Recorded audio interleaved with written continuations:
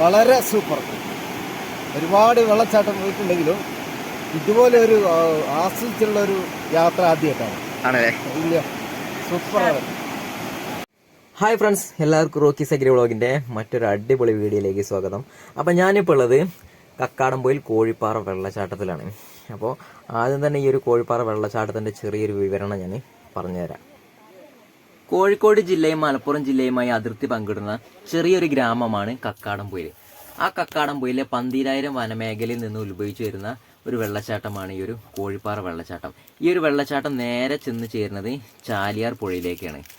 അതുപോലെ തന്നെ ട്രക്കിങ്ങും നീന്തലൊക്കെ ഇഷ്ടപ്പെടുന്ന ആൾക്കാർക്ക് ഇവിടെ വന്ന് ഉല്ലസിക്കാൻ പറ്റിയൊരു അടിപൊളി പ്ലേസാണ്. അതുപോലെ തന്നെ ഫാമിലിയുമായിട്ടൊക്കെ ഒരു 1 ഡേ ടൂറിനൊക്കെ പറ്റിയ നല്ലൊരു ട്രക്കിംഗ് പ്ലേസ് കൂടിയാണ് ഈ ഒരു കോഴിപ്പാറ വെള്ളച്ചാട്ടം.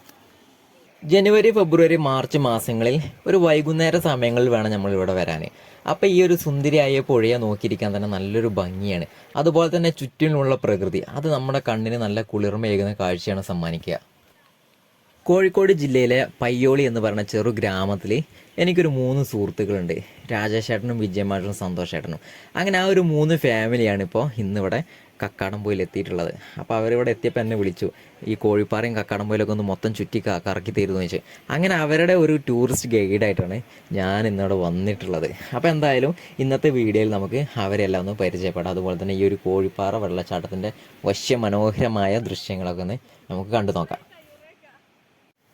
ഇത് കണ്ടില്ലേ, ഗോൾഡ് ഫിഷിനെ പോലെ നീന്തി തുടിക്കണ ഇദ്ദേഹമാണ് നമ്മുടെ സ്വന്തം വിജയമാഷ്. അപ്പോൾ ഇദ്ദേഹം ഇവിടുന്ന് തിരിച്ചു പോയത് ഒരു 10 വയസ്സ് കുറഞ്ഞിട്ടാണ്. കാരണം എന്താണെന്ന് വെച്ചാൽ ഇവിടെ വന്ന് അദ്ദേഹം നല്ല രീതിയിൽ തന്നെ എൻജോയ് ചെയ്തിട്ടുണ്ട്. ഇപ്പോൾ കണ്ടില്ലേ, കണ്ണാടി പോലെ വെട്ടിത്തിളങ്ങണ ആ ഒരു വെള്ളത്തിൽ എല്ലാം മറന്ന് നീന്തി തുടിക്കുകയാണ്. മാഷ് ഇങ്ങനെ നീന്തി തുടിക്കണ്ടെങ്കിലും മാഷിൻ്റെ വൈഫ് ഉണ്ടല്ലോ കരയത്തിരുന്ന് ഭയങ്കര പേടിയുടെ മാഷ തിരിച്ച് വിളിക്കുന്നുണ്ട്. മാഷ കയറി വാ എനിക്ക് പേടിയുണ്ട് എന്നൊക്കെ പറഞ്ഞിട്ട്. പക്ഷേ മാഷ അതൊന്നും കൂട്ടാക്കാത്തതാ നീന്തി കളിച്ചുകൊണ്ട് തന്നെ ഇരിക്കണേ. ഇതാണ് നമ്മുടെ സന്തോഷേട്ടൻ ഇവിടെ വന്നത് മുതൽ ഇതേപോലെ ഓട്ടത്തിലാണ്. അദ്ദേഹം ട്രക്കിംഗ് ഒക്കെ വളരെയധികം ഇഷ്ടപ്പെടുന്ന ആളാണ്. അപ്പോൾ അദ്ദേഹം പുതിയ കാഴ്ചകളും തേടി ഉയരങ്ങളിലേക്ക് ഇങ്ങനെ പോയിക്കൊണ്ടിരിക്കുകയാണ്. അപ്പോൾ അത് ഞങ്ങൾ എത്തിച്ചേർന്നത് ഇതേപോലെ ഒരു മനോഹരമായ സ്ഥലത്താണ്. നല്ല ഭംഗിയുള്ളൊരു കാഴ്ചയാണ് ഞങ്ങൾ ഏറ്റവും മുകളിലെത്തിയപ്പോൾ കാണാൻ കഴിഞ്ഞിട്ടുള്ളത്. ഇതാണ് കൂട്ടത്തിലെ ഏറ്റവും സൈലൻ്റായ നമ്മുടെ സ്വന്തം രാജേഷേട്ടൻ്റെ ഒരു പ്രത്യേകത എന്താണെന്ന് വെച്ചാൽ നമ്മൾ വിരൽ അദ്ദേഹത്തിൻ്റെ വായൽ വെച്ച് കൊടുത്തവരെ അദ്ദേഹം കടിക്കില്ല. അത്രയ്ക്കൊരു പാവം മനുഷ്യനാണ്.